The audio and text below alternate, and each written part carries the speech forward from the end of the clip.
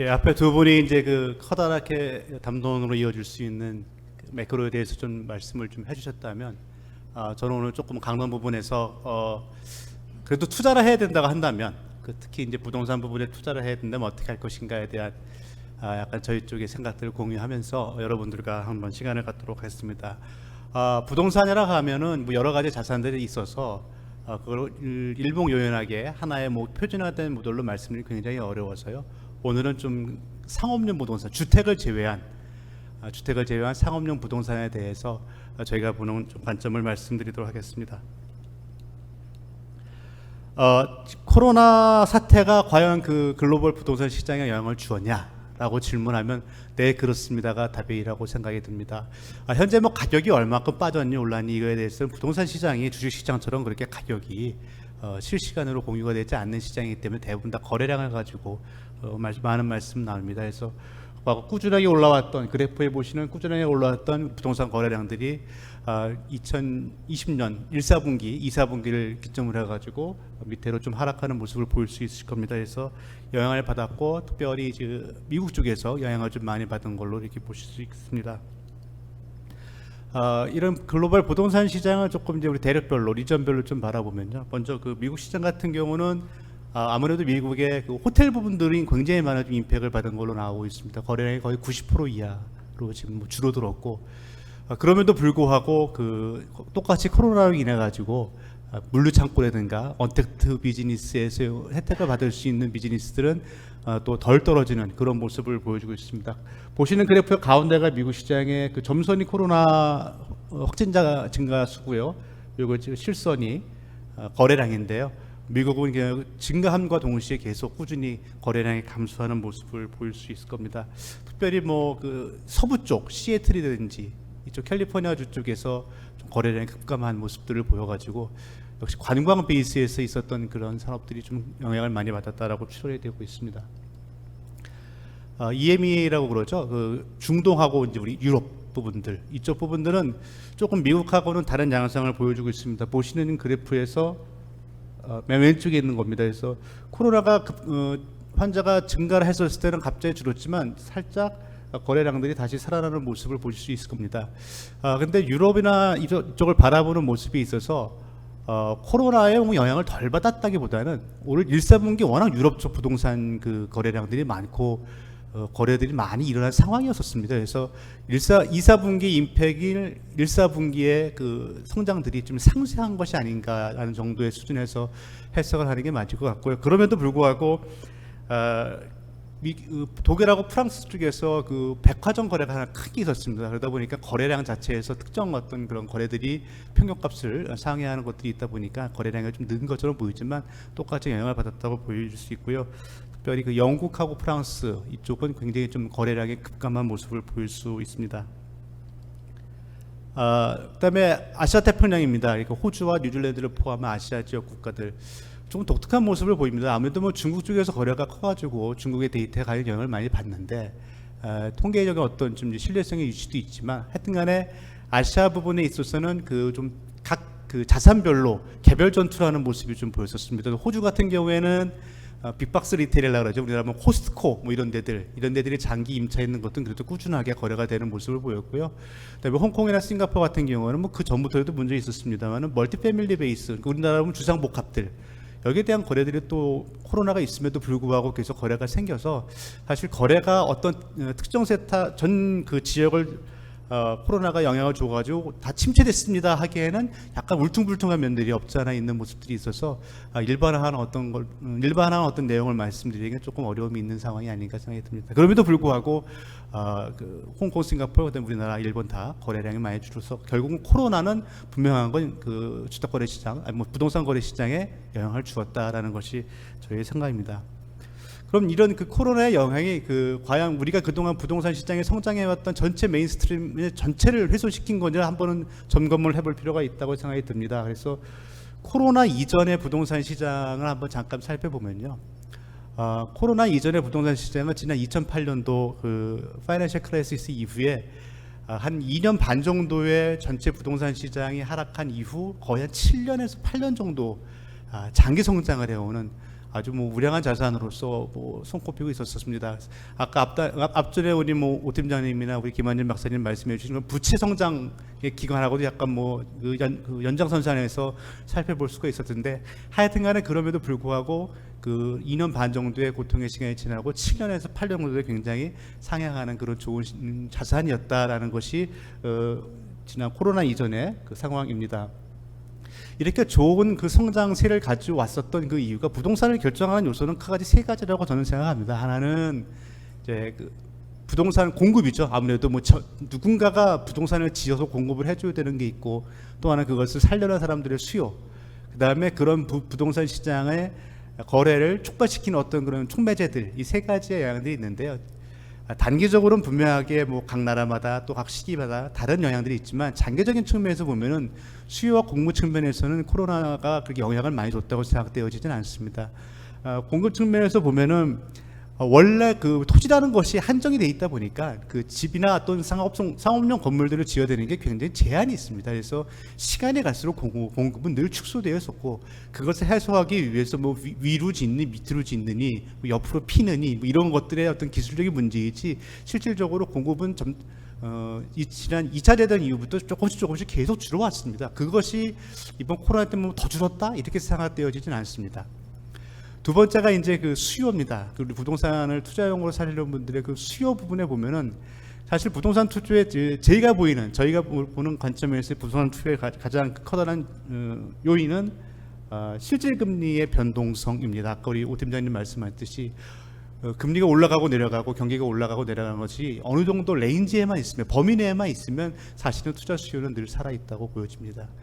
근데 그것도 역시 2차 대전 이후로 점점 국가가 그거를 통제하는 그 힘이 좋아지고 굉장히 정교하게 실질금리들을 관리를 하다 보니까는 재정적으로 안정된 나라일수록 굉장히 부동산 가격이 상승하는, 특히 호주나 뭐 그 전에 뭐 대만, 홍콩 이런 데 같아 보면은, 싱가포르 때 보면 굉장히 그 금리 변동성이 안정된 상황에서 주택 가격이나 부동산 가격이 쭉 상승해 온 걸 보실 수 있을 겁니다. 이 두 가지의 변화는 저는 지금도 뭐 크게 그 흐름이 바뀌지 않았다고 봅니다. 그럼 무엇 때문에 과연 코로나에서 그렇게 많은 부분들이 영향을 받았다고 보느냐라는 것이 바로 이제 소위 말해 리퀴디티 부분이라고 저희는 생각하고 있습니다. 그래서 꼭 그 리퀴디티, 유동성뿐만 아니라 그 글로벌 투자 자금들이 들어왔다 나가는, 이내 나올 때는 그 글로벌 캐피탈 마켓이라고 그러는데요. 그러니까 해외 투자 부분들입니다. 해외 투자 부분들이 뒤에서 뒤로 그래프에 나와 있습니다만, 한 전 세계 그 부동산 투자의 30%가 해외 투자 부분입니다. 그러니까 우리나라 사람이 아닌 사람이 한국에 와가지고 부동산을 사게 되는 그런 이제 것들을 말씀을 드리는데요. 그런 글로벌 마켓, 그다음에 유동성에 대한 부분들, 그다음에 소위 도시화, 그 직업이나 직장의 안정성이나 생활의 편의성 때문에 소위 말해 그 1000만 가구, 2000만 가구가 생기는 대형 도시들이 이제 생기죠. 서울도 보면 서울 수도권이 지금 대략 2천만 명 정도 되는, 글로벌로 보면 굉장히 좋은 도시입니다. 이런 쪽으로 사람들이 모집이 되면서 거기서 생기는 테넌트의 안정성 때문에 투자가 좀 더 자유로워지는, 이런 세 가지 현상들이 그동안 글로벌 부동산 시장을 굉장히 상승세로 이끌어왔던 것들인데, 이 부분이 아무래도 이번에 글로벌 코로나 19의 영향을 받았다고 보여지기 때문에 이 부분에 대한 내용들을 조금 더 차분하게 좀 살펴보도록 좀 하겠습니다. 코로나 이전에 부동산 시장은 한 그 1100빌리언, 그러니까 우리나라로 한 1경 1000조, 1경 2000조 정도 되는 정도의 규모가 글로벌리 부동산에 투자가 되는 그런 그 시장입니다. 그래서 1경이 넘어가는 1경 원입니다. 1경 원이 넘어가는 규모 이상 중에서 한 3천억 정도, 그렇죠. 예, 3천조, 죄송합니다. 3천조 되는 정도의 규모의 자산들이 이제 글로벌 해외 투자 부분들이고요. 글로벌 부동산의 일반적인 일들은 4에서 5% 정도가 배당받는 이자는 한 4에서 5% 정도이고, 목표가 되는 그 내부 수익률이죠. IRR은 이제 대부분의 사모 펀드들, 사모 대체 자산들이 IRR 10에서 10 언더 정도 이렇게 됩니다. 그래서 점점 10이나 9 정도로 이렇게 수렴해가는 그런 자산들의 수익률이 있는 것이 코로나 이전에 글로벌 자산, 부동산 자산들의 그 상황이었었습니다. 그것이 이제 글로벌 부동산 펀드들의 수익률을 쪼개보면, 그 부동산이라는 게 그 안에 임차인들이 내주는 안정적인 이제 임대료를 기반으로 하는 이자 수익이 있고, 그것을 팔았었을 때 가져가는 이제 자본 차익이 있을 텐데요. 2008년도 이후 그 꾸준하게 요 연두색으로 보이시는 이 부분이 이제 소위 말하는 임대 소득입니다. 이자 소득. 이자 소득 부분은 사실은 크게 이렇게 영향이 없습니다. 여러분들 경험적으로도 뭐 주변에서 임대료가 굉장히 많이 올라간 그런 뭐 건물들을 보시기는 어려울 겁니다. 그래서 임대료는 굉장히 물가 상승률에 대부분 다 인덱싱 되어 있고 물가 올라가는 것만큼 올라가든지 그거보다 살짝 올라가든지 이렇게 되어 있습니다. 그래서 이 인컴은 비슷한데 실은 이 캐피탈 게인이 자본 수익이 올라갔다가 내려갔다가 올해 많이 손실되는 걸로 예측이 되는 겁니다. 결국은 근본에 코로나가 터져서 부동산 시장에 좀 영향을 받았지만 꼭 코로나 때문에 이번에 문제가 있었다라고 단정짓기도 어려운 거라고 저희는 생각합니다. 그 전부터 이미 캐피탈 게인 쪽들은 많이 축소가 되고 있었습니다. 즉 가격이 많이 올라갔다는 얘기거든요. 그래서 그런 것들이 조금 앞당겼을 뿐이지 코로나가 영향을 줘가지고 글로벌 부동산 시장의 캐피탈 게인이 줄었습니다라고 단정짓기는 조금 어렵지 않는가라고 생각이 되어서요. 실질적으로 부동산 시장 전체에 가지고 있는 어떤 그런 그 수익률 부분에서는 코로나의 영향들을 조금 생각을 좀 해봐야 되는 부분이라고 좀 생각이 듭니다. 이 보시는 그래프는 돈이 어디서 나와서 어디로 나갔는가라는 것들에 대한 집계를 이제 CBR이라는 글로벌 회사가 하고 있는 건데요. 이 박스 안에는 걸 뭐 다 빨간색으로 보실 수 있을 겁니다. 그러니까 줄었다는 얘기입니다. 전년 대비. 그러니까 코로나가 생기기 전에 2019년도에도 줄었습니다. 해외 투자 같은 거는 전년 대비. 그리고 대부분 뭐 이제 유럽이라는 지역으로 많이 갔던 것은 여러 가지 이유가 있습니다만 거기 쪽에서 아무래도 렌트료가 계속 안정적으로 그다음에 캐피탈 게인이 조금 살아있기 때문에 유럽으로 많이 갔다는 얘기인데요. 이런 그래프들을 우리가 가지고 추론을 해보면은 코로나의 영향을 받았지만 그 이전에도 이미 우리 부동산 시장의 그 소위 말해 리턴 그다음에 자본 소득에는 좀 하방 압력이 좀 있었던 것이 현실이다라는 것들을 보실 수 있고요. 뭐 그런 돈들이 어디로 갔냐에 대해서는 뭐 그냥 참고를 한번 보시면 될 것 같습니다. 저희가 그 투자를 할 때 가장 많이 보는 그래프 중에 하나입니다. 그럼 소위 우리나라도 그렇지만 그 부동산이라는 자산들, 대체 자산이라는 것들이 어떻게 보면 이제 우리 채권 자산들의 그 경쟁 또는 그것을 대체할 수 있는 자산들로 많이들 이렇게 설명이 되어지고 또 그렇게 또 판단을 합니다. 그런 구조에서 본다고 한다면 저희가 비록 코로나 사태가 되어 가지고 부동산 시장이나 대체 시장들이 많이 영향을 받았지만 그럼 글로벌 본드랑 우리가 비교를 해보면 아직도 매력적인가에 대해서 수익률 그 자체를 보면은 아직도 스프레드가 스프레드라고 그러죠. 차이. 그러니까 우리 채권 수익률과 우리 그 부동산에서 나오는 수익률과의 차이가 대략 한 200bp, 2%에서 2.5% 범위 내에서 계속 남아 있습니다. 그래서 이 부분들이 뭐 이렇기 때문에 투자를 해야 됩니다, 안 해야 됩니다라고 판단하기보다는 스틸 그 수익률 부분에서는 글로벌 부동산들이 영향을 미칠 수 있다고 생각합니다. 정리를 해보면요, 코로나가 생겼음에도 불구하고 분명히 부동산에 영향이 받았고 그렇지만 그 부동산의 영향의 100%가 반드시 또 코로나 때문에 그렇다고 보기에는 굉장히 그 전부터 그 시장에서의 하방 압력이 있었다라고 말씀을 드릴 수 있다고 생각합니다. 그럼 이런 코로나가 생기기 전에 그럼 생긴 이후부터 해서 우리가 어떻게 앞으로 투자를 해야 될 것인가라는 것을 조금 강론적으로 보면요, 부동산이라는 것이 그냥 부동산이라 한 자산으로 이렇게 통틀어서 이야기하는 굉장히 그 다른 전략들과 다른 자산들이 클래스가 엉켜 있어가지고 조금 그것을 이제 그 자산별로 조금 분리해서 말씀드리는 게 조금은 더 이해가 쉬우실 거라고 생각이 듭니다. 지금 대부분의 부동산을 투자하는 글로벌 플레이어들은 현재 그 본인들이 가지고 있는 소위 말해 리스크를 내가 위험을 얼마큼 더 져야 될 것인가에 대한 스펙트럼을 굉장히 낮춘 상태에서 그러니까 안정적으로 변했다는 겁니다. 안정적인 자산 상태에서 다음 기회를 노려보고 있는 것들이라고 판단이 되고 거기에 설문조사도 그렇게 나오고 있습니다. 그래서 굉장히 리스크 스펙트럼을 좀 많이 좀 낮춘 상태라고 생각이 들고요. 그런 것들은 과거 정확하게 이번 코로나처럼 이렇게 전 세계에 팬데믹이 있었던 적이 없어가지고 그나마 유사한 사례가 지난번 있었던 사스 사태인데요. 사스 사태도 겨우 피크를 찍고 한 2년 정도 뒤에나 이렇게 자산들이 다시 정상적으로 돌아온 것들을 볼 수 있습니다. 그래서 어느 정도 그 피크 이후에 레깅할 것이라는 것이 대부분의 생각입니다. 뒤에 저희가 조금 더 상세하게 말씀드리기 전에 그 요약을 말씀드리면 그래서 그러한 그 안정성을 선호하는 그런 투자가들의 일단 자세 때문에 프라임 자산이라고 그러죠. 그러니까 어떤 일이 있더라도 하여튼 간에 그 건물에는 임차인이 들어갈 거야.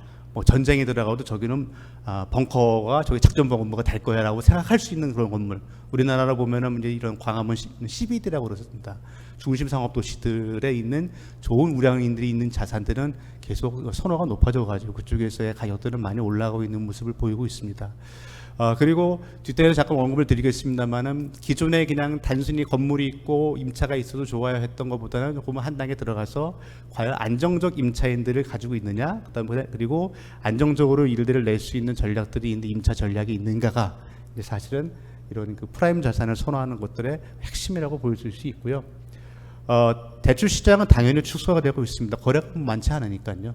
그러다 보니까 신규로 일어나는 대출은 많이 축소되고 있지만 리파이낸싱 시험은 굉장히 많습니다. 그래서 앞으로 그래서 뒤에 사모 대출 시장들은 리파이낸싱 시장들을 중심으로 해가지고 좋은 시세로 오지 않겠나 하는 거를 조심스럽게 저희가 좀 생각을 해보고 있고요.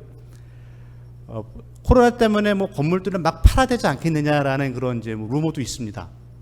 뭐 부동산 어차피 임차인 없으니까 팔아야 되는 거 아니야라고 하시는 분들이 있는데 전미에서 이루어지고 있는 그 오너들 대상으로 설문조사를 해본 결과 그렇게 가격이 하락된 가격으로 부동산을 팔 생각이 있는 그런 오너들은 별로 있지는 않은 걸로 나타나고 있습니다. 그래서 본인들은 임차 기간을 더 연장하거나 그 소유 기간을 더 연장을 해가지고 자산이 정상화될 때까지 기다리는 전략을 가져가겠다라고 응답하시는 분들이 대부분이고요.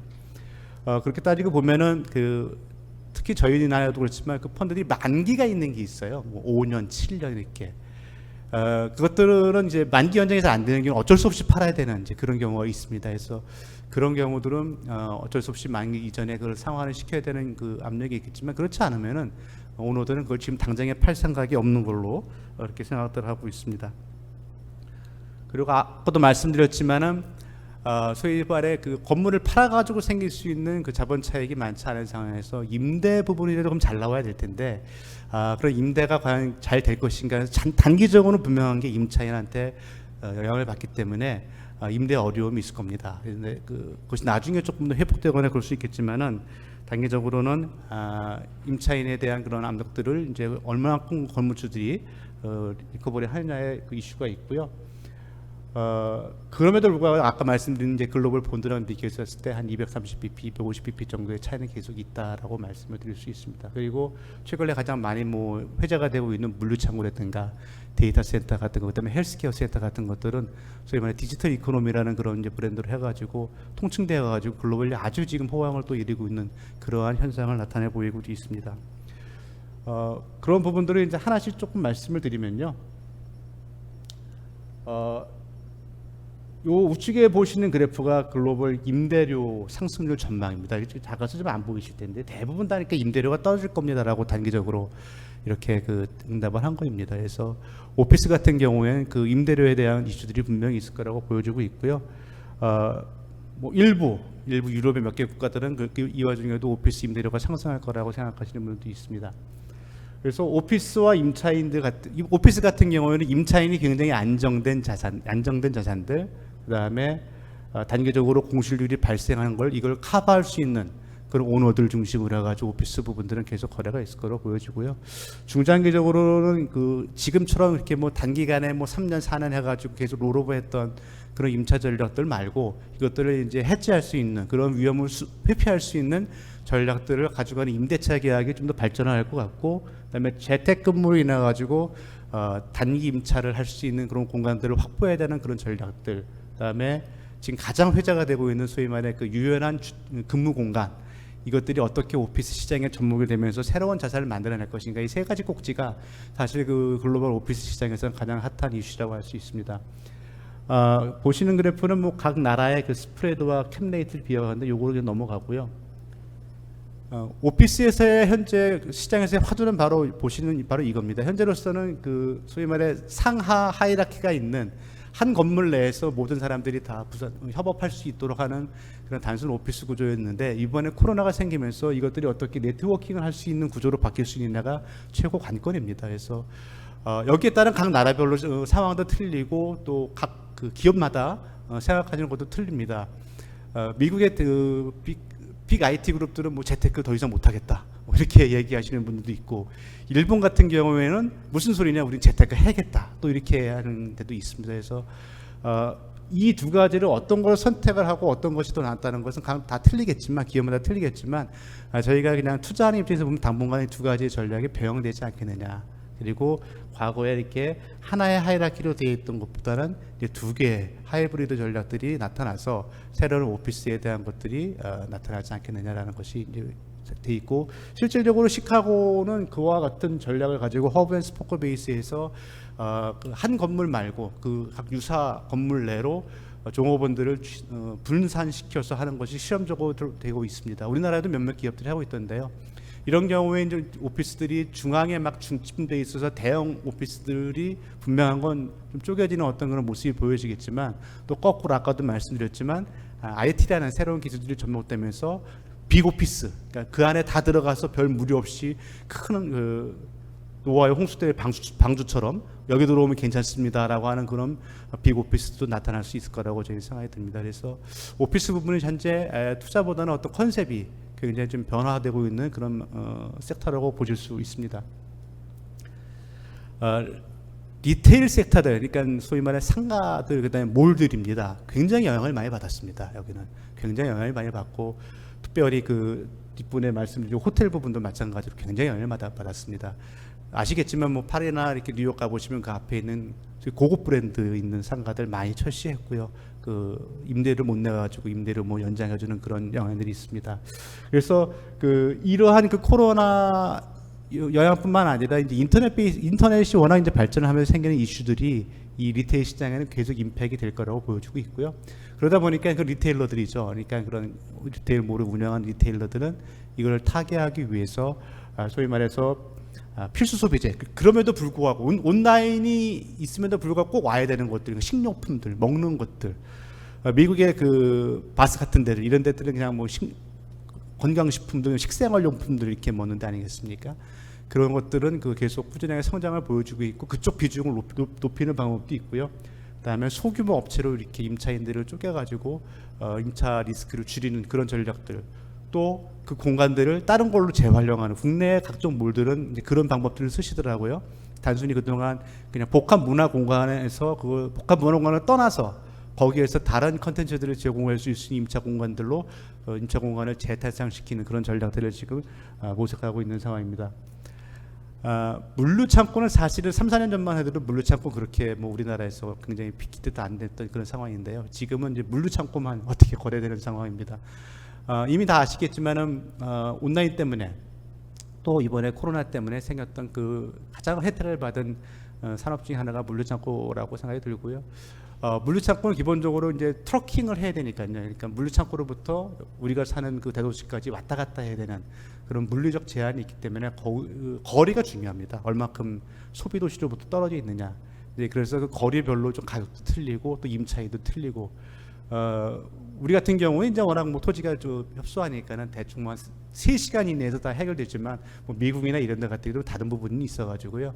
이렇게 대형 리테일러들이 한꺼번에 그 물류창고를 쓰는 것들도 있겠지만, 각 지역별로 분산해서 재고를 저장해야 되는 그런 물류창고들도 굉장히 많이 발달하고 있는 상황입니다. 미국 서부 같은 케이스는 작년부터 미중 그 무역 전쟁이 생겼을 때부터 서부 쪽에서 스타킹, 소위 말해 재고를 늘려야 된다는 이슈 때문에 굉장히 많은 부분들이 내륙까지 들어와가지고 물류창고가 생기는 것들에서 물류창고는 굉장히 관심 있는 부분이라고 보여주고 있습니다. 그럼 물류산업이 왜 좋고, 그런 물류산업을 성장시키는 건 동의는 무엇인가는 보시는 자료를 참고하시면 될 것 같습니다. 호텔입니다. 요즘 가장 문의를 많이 받는 게 호텔입니다. 도대체 어떻게 하면 되냐. 근데 사실은 뭐 이 코로나로 생긴 것 때문에 호텔이 언제 좋아지겠습니다라고 얘기하기는 굉장히 어려운 부분이라고 생각이 들고요. 다만 과거에도 호텔이라는 산업이 지난 1930년대부터 이제 쭉 이어져 오면서 보면 뭐 한 번만 이게 뭐 업앤다운이 있었던 건 아니지 않겠습니까? 수많은 시간 동안 좋았다가 나빠진 시절이 있었는데요. 한번 호텔 산업이 어려움이 있다가 다시 회복되는 한 2년에서 2년 반 정도가 걸리고, 그다음에 여행이 다시 재개되고 하는 대략 한 4년 정도 걸리는 통계가 있습니다. 그런 걸로 바라보면 이제 이 호텔 부분들은 아무래도 코로나에 어느 정도 피크가 좀 정점을 찍었다고 생각한 이후부터 조금 뭐 가장 후행적으로 회복하는 모습이 되지 않겠나라는 것이 저의 생각이고, 그 중간까지가 어떻게 그것들을 뭐 운영할 거냐에 대해서는 뭐 각 호텔의 그 전략마다 틀리겠지만, 과거 호텔이 단순히 방장사뿐만 아니라 그 밑에 이제 F&B라고 그러죠. 식료품이나 이런 것들 많이 운영했는데, 그러한 그 숙박 이외의 다른 부분들을 또 활용을 해가지고 단기적으로 그런 이익을 내는 전략들을 지금 많이 각 펀드들이 고민을 하고 있는 상황입니다. 그래서 그런 쪽에서 한번 같이 고민해 볼 수 있는 자산이 또 호텔이라고 생각이 들고요. 모두에 말씀드렸던 아까 리파이낸싱 이슈, 그 다음에 또 대출에 대한 각종 규제들 때문에 사모대출 시장은 굉장히 지금 활발하게 이루어지고 있고, 물론 뭐 미국이 전체 그 사모대출 시장의 60%를 차지하고 있습니다. 아무튼 파이낸스 나라다 보니까요. 그래서 미국을 중심으로 해가지고 리파이낸스 수요들, 그다음에 그로 인해 각종 그 파생 상품들의 발달, 이런 것들은 부동산 차원에서는 꾸준하게 이어져 오지 않을까라고 생각이 듭니다. 예, 결론적으로 말씀을 올리면 부동산 시장이 분명히 영향을 또 받았고, 그것이 향후 언제 어떻게 될지는 수많은 자산, 서로 다른 자산들을 섞어놓은 시장을 하나로 이렇게 말씀드리긴 굉장히 어렵습니다만, 실질적으로 투자할 수 있는 아주 매력은 남아있는 자산이다라는 것들, 그리고 그 중에서 소위 말하면 위험 선호도가 조금 낮은 자산들을 중심으로 해가지고 꾸준하게 소위 말하는 일들을 찾아가는 그런 자산으로서는 계속 그 유용한 자산이 아니겠나 이렇게 생각이 들어서, 가지고 있는 포트폴리오 내에서 부동산들을 이렇게 뭐 코로나니까 또 던져버려야지 이런 것보단 그걸 잘 매니지해서 관리하는 전략으로 가는 것이 낫지 않겠나 하는 의견을 드립니다. 감사합니다.